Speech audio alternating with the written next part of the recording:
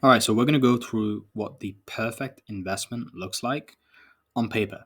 So this is going to help you with making any investment going forwards and every investment. You're going to be able to help other people, you're going to be able to help yourself, and you're going to have so much more confidence and surety when making your investment going forwards, because I appreciate that sometimes there can be some apprehension and there can be some anxiety that might come up, but this is going to help you have so much more confidence in taking action when necessary.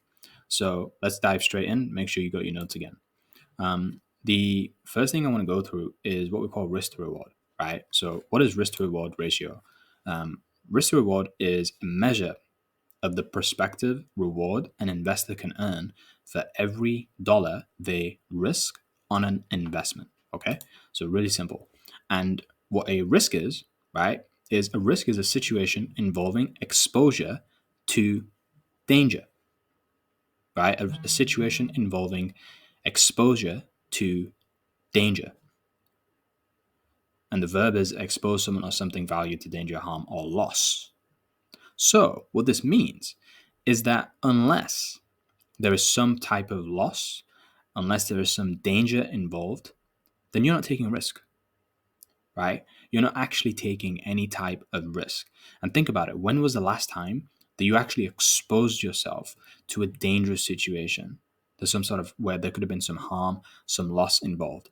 If you've not experienced fear and you've not felt like that strong fear inside of you, then what that means is that you haven't actually exposed yourself to any type of risk whatsoever.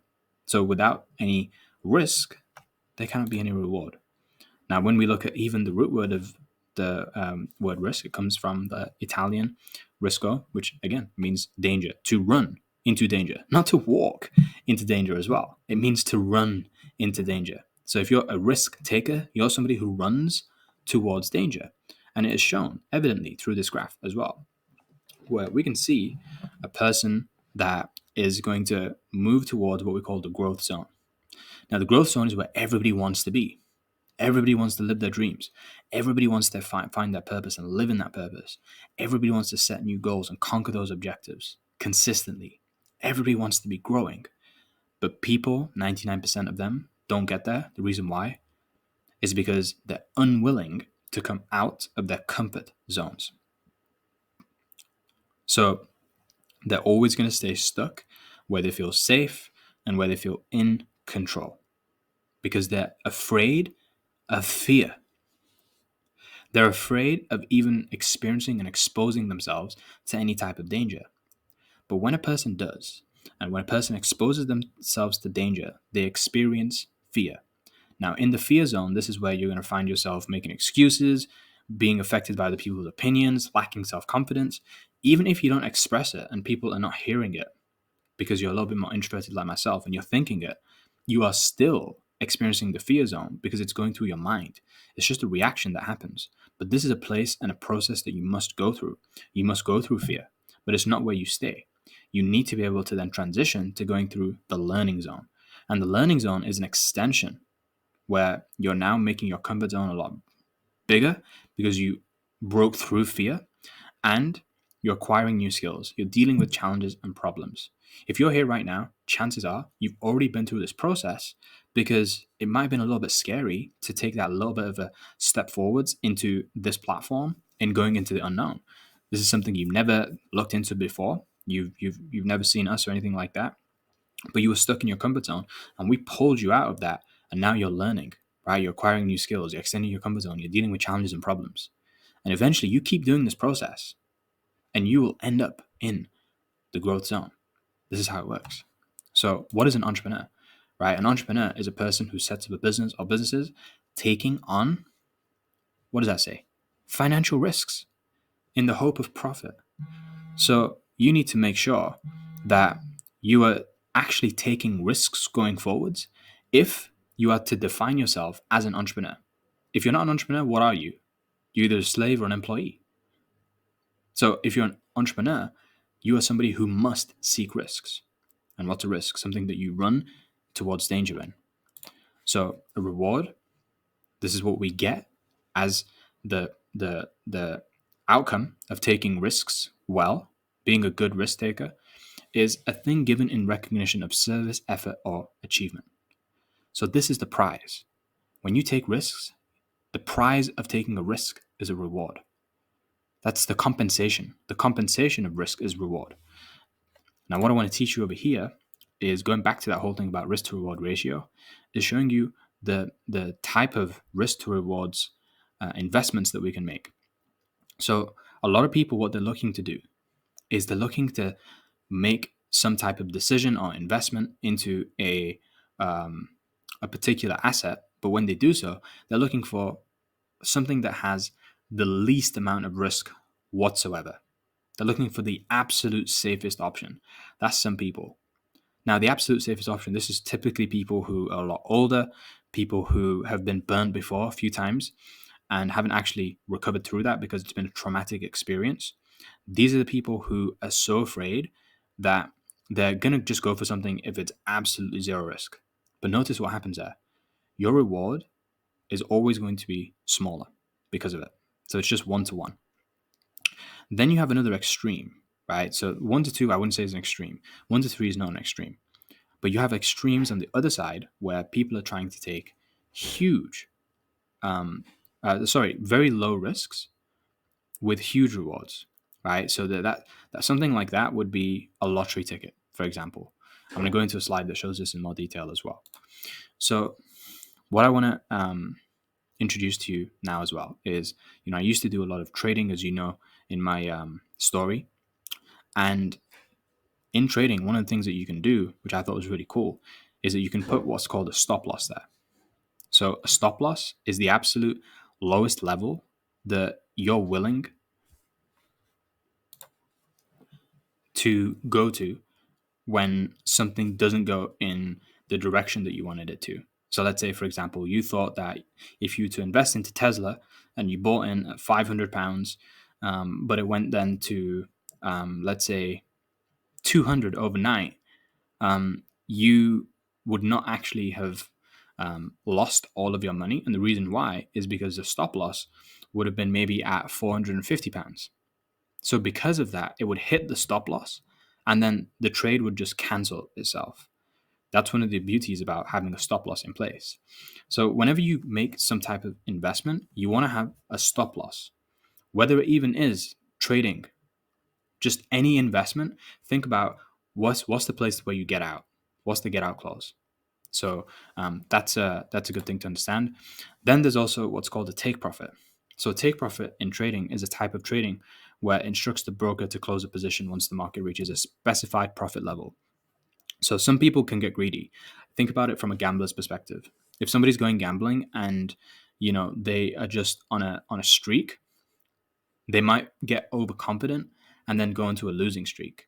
And so what wants to happen is that you want to have an amount where you're at that point satisfied with how much you've made, and then you can say that I'm done for the day, and then I'm gonna go to the next day. So when you have that as a plan, then you're looking at it more so from becoming a professional investor as opposed to just being somebody who is addicted to the high, right? So a take profit works the same way as a stop loss, just in the other direction. Now, what's also important to understand is what we call a win-loss ratio.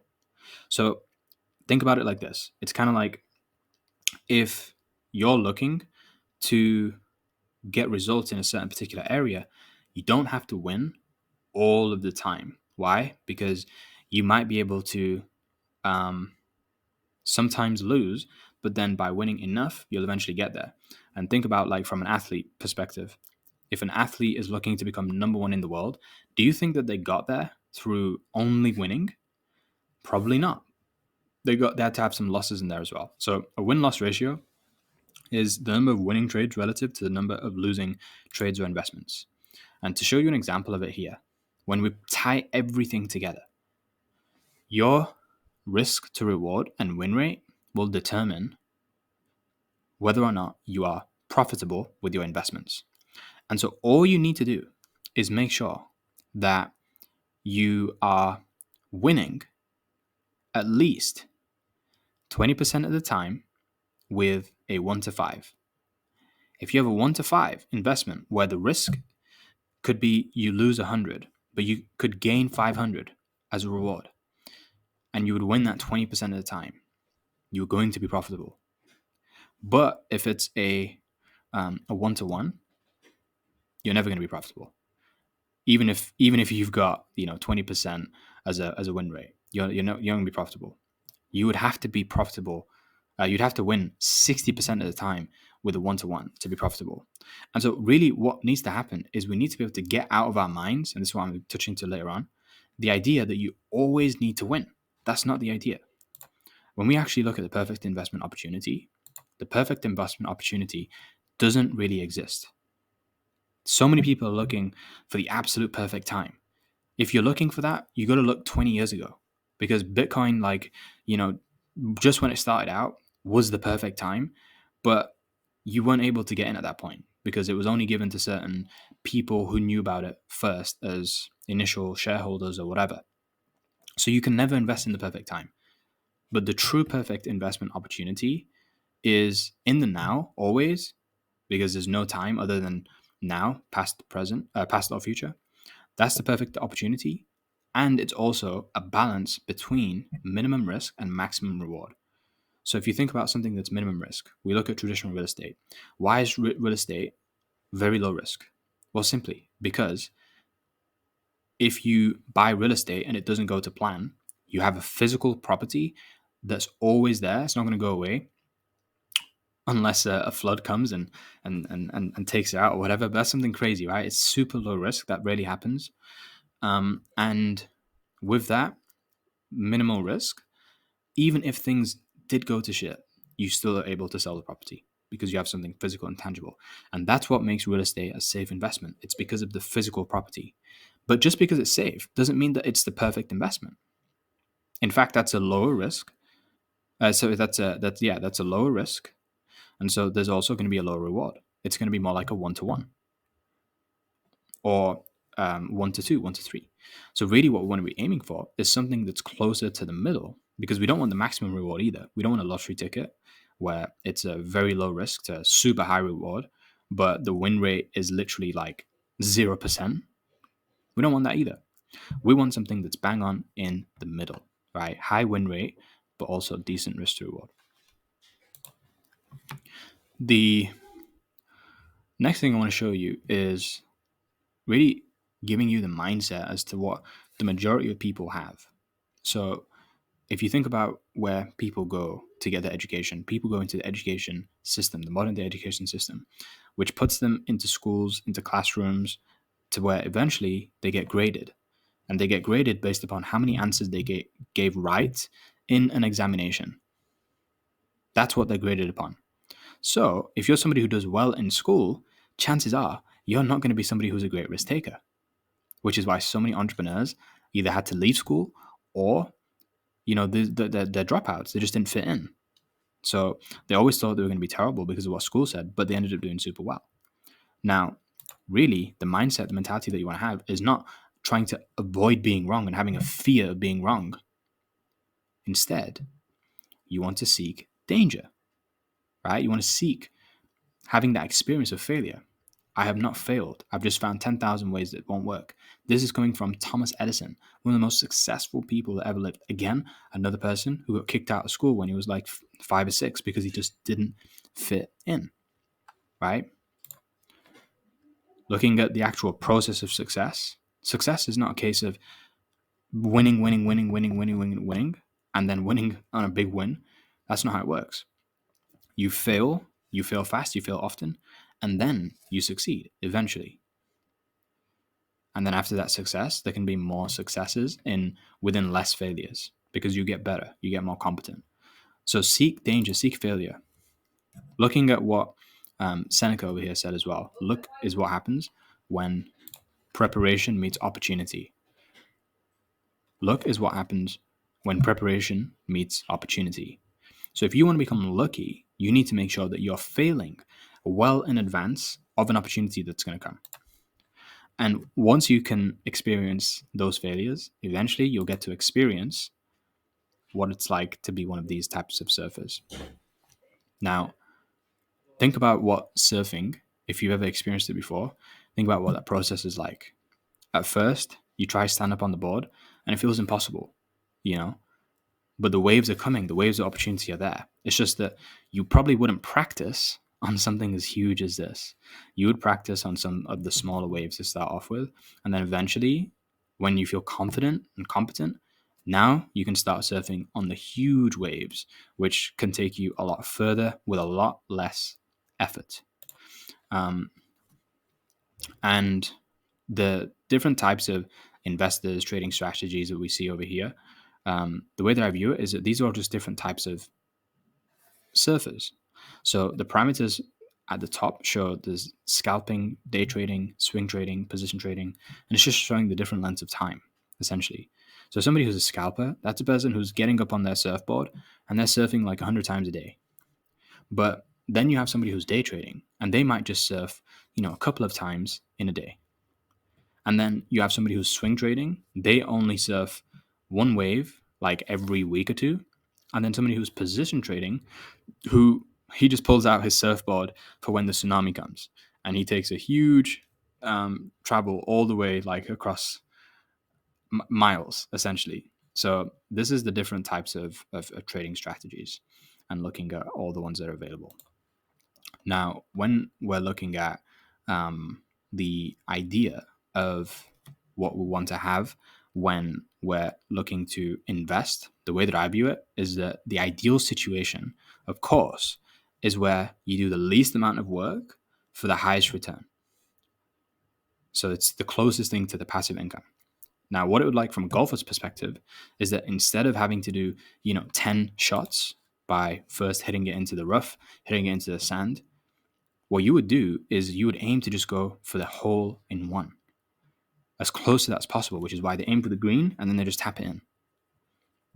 So this is the mindset that you want to have as an investor as well, is how can you go for the hole in one?